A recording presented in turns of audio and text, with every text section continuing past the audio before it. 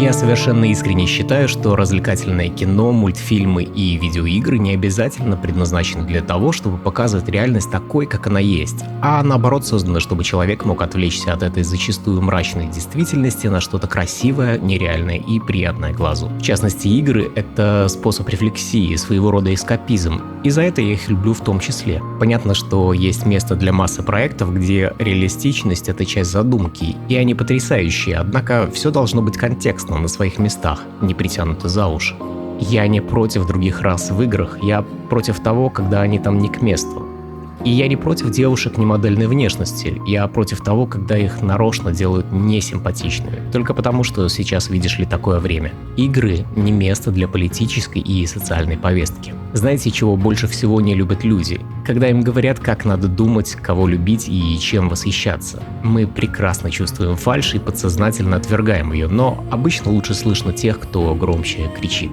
И слышно последнее время как раз-таки небольшую группку обиженных на жизнь защитников морали и устоев, на которую почему-то стали ориентироваться большие компании. Что нужно большим компаниям? Конечно, деньги, социальный рейтинг и одобрение со стороны инвесторов. Им по большому счету плевать на инклюзивность, бодипозитив и толерантность. Если снизится выручка, вырастет доход у конкурентов, и если общественное мнение изменится, изменятся и они в мгновение ока. Есть вероятность, что история со Stellar Blade может хоть и незначительно, но повлиять на современную повестку. Большие боссы внимательно наблюдают и делают выводы, это совершенно точно. Итак, познакомимся с виновницей происходящего. Прямо сейчас Stellar Blade — это настоящий ураган в игровом информационном поле. Невозможно зайти в ленту новостей и не увидеть очередную горячо обсуждаемую новость по игре. Но в комментариях обычно творится сущий хаос. Это настоящая идеологическая война. Все как заведено, защитники защищают, ну а хейтеры ненавидят. Обычно мы такое наблюдаем в бессмысленных войнах между консольщиками. Ну, либо между платформами в принципе. Ну а в этот раз в перекрестном огне находится собственная игра Stellar Blade от корейских разработчиков Shift Up.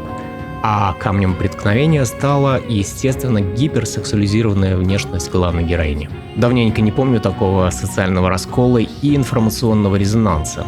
Их, пожалуй, не было бы, если бы игра была сугубо внутренним нишевым проектом для Азии. Но история творится иногда совершенно неочевидно и неожиданно.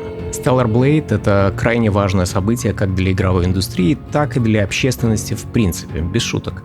Почему это так происходит, какие события к этому привели и что нас ждет в будущем, давайте разбираться. Вернемся немного назад. В апреле 2019 года южнокорейская студия Shift Up анонсировала свою дебютную консольную игру под рабочим названием Project Eve. Как мы видим, стилистика угадывается, округлые формы на месте, однако внешка героини все еще прототип. На момент анонса в студии было не более 10 человек, но были большие амбиции на консольный рынок. А основателем был художник-иллюстратор небезызвестный Blade & Soul. Зовут его Ким Хён Хэ. Параллельно с этим ребята разрабатывали свой будущий мобильный суперхит Никки, который выйдет в 2022 году и принесет им большой коммерческий успех. Внимательно смотрим на две названные игры, ну и прошлую их мобилку Destiny Child, и мысленно отвечаем на вопрос, что же между ними общего. В том, что разработчики делают акцент в своих играх на привлекательных девушках, ничего удивительного в принципе нет, особенно среди азиатских студий. Не они первые, не они последние. Ну, вышла бы она, допустим, продалась бы своим тиражом каким-то. Пару повесточных западных журналистов написали бы в рецензиях, что эти азиаты совсем не понимают, как надо создавать реалистичных женщин, дикари такие, значит, корейцы эти. И на этом бы все и закончилось. Что тут обсуждать? Вышла типичная игра для азиатского геймера и людей высокой культуры, однако случилось кое-что интересное. На очередной демонстрации PlayStation Showcase игра была объявлена эксклюзивом Sony. Вот это поворот! А студия Shift Up стала первым партнером Sony в Южной Корее. Что это дает? Ну, во-первых, это финансирование и рекламная кампания. Во-вторых, техническая поддержка в лице огромного количества крутых специалистов Sony, помогающих в полировке игры и непосредственно в разработке. Контроль качества, в конце концов. В Sony очень строгий контроль качества, выходящих под их крылом проектов. Некоторые игры даже отменяют на полпути разработки, если они не соответствуют высоким стандартам. Плашка Sony Interactive Entertainment представляет это прежде всего имидж компании. Так вот, что здесь самое удивительное, это то, что Sony приютила именно эту игру. Вот эту. И эту. Та самая Sony, которая в последнее десятилетие стала увлекаться цензурированием всего и вся выходящего на их консолях. Думаю, что вы согласитесь с тем, что Stellar Blade — это самая вызывающая мейнстримовая игра на данный момент. Даже если вспомнить очевидные источники вдохновения в лице Nier Automata и Bayonetta, которые совершенно точно были с горячими персонажами, но однозначно не такими, Stellar Blade как будто нарочно гиперсексуализирована в каждом движении, в каждом ракурсе и позе. Это и понятно по прошлым играм студии, это их фирменный почерк, и отходить от него они явно не собираются, несмотря ни на что. Ким Хэн Тхэ говорит: «Честно говоря, когда я играю в игру, мне хотелось бы видеть кого-то, кто выглядит красивее меня. Но это то, чего я хочу. Я не хочу видеть что-то обычное, я хочу видеть что-то более идеальное. Думаю, что это очень важно для развлечения. В конце концов, это развлечение предназначено для взрослых». По правде говоря, не ожидал, что у Sony есть яйца провернуть такой ход. Ладно, Nintendo какие-нибудь, но не Sony. И именно тот факт, что игру курируют именно они, так удивителен для общественности, и очевидно, что этот факт привлек внимание всех, кого только можно. Ну а того, что случилось дальше, мало кто ожидал. Из игры для людей высокой культуры Stellar Blade стала главным источником споров и противоречий для всех заинтересованных в видеоиграх. Мне кажется, даже сами ребята из Sony явно не ожидали такого ажиотажа и огласки вокруг игры, и сейчас наблюдают за всем этим, затаив дыхание. Началось все с того, что на State of Play у игры появилось название, собственно, Stellar Blade, и дата выхода.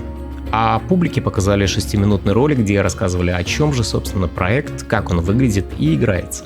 И вот именно в этот момент, когда стало понятно, что Stellar Blade — это не пустышка с жопками для азиатов, а вполне себе самодостаточная игра, у которой есть потенциал быть популярной, активизировались наши любимые защитники морали и инклюзивности. Особый резонанс вызвали слова сотрудника французского IGN. Автор, который разбирал превью-версии игры, отметил, что Ева, главная героиня, якобы похожа на куклу, сексуализированную тем, кто никогда не видел женщин, явно подразумевая, что у персонажа нереалистичный стандарт красоты.